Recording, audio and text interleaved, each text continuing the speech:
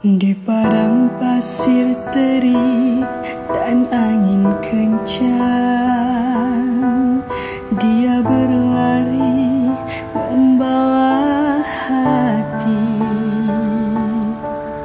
mengharap Allah datangkan air untuk anaknya yang kehausan, sedang dia sendiri tidak bermaya menderita.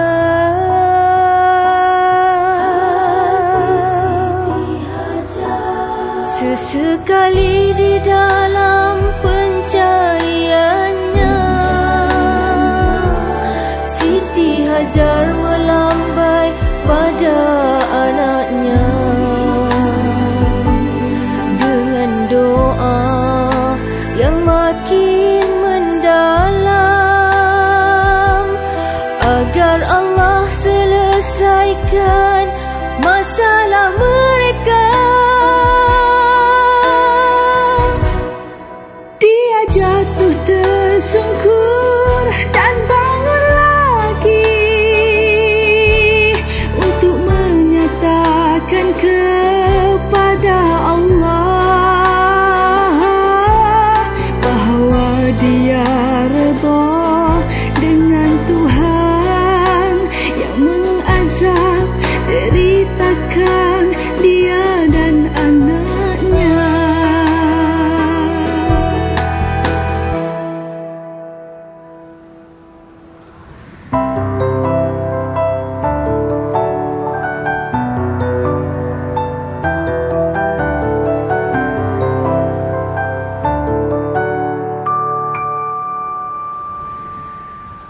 Oleh kerana masih tak mendapatkan air, Siti Hajar akhirnya kembali, dan amat terkejutnya bila dilihat air keluar dari tanah tempat kaki Nabi Ismail menghentak-hentak.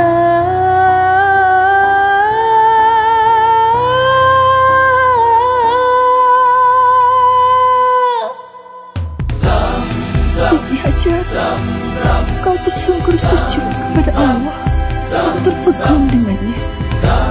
Kau terlalu hairankan Allah dan keajaibannya. Sekalipun jasadmu menampung air yang keluar, tapi hatimu terpaku kepada Allah yang berkuasa.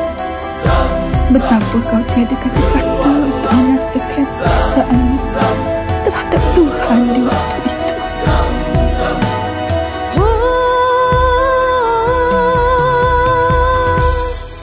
Dia jatuh tersungkur dan bangun lagi untuk menyatakan kepada Allah bahawa dia redha dengan Tuhan yang mengazab deritakan dia dan anaknya.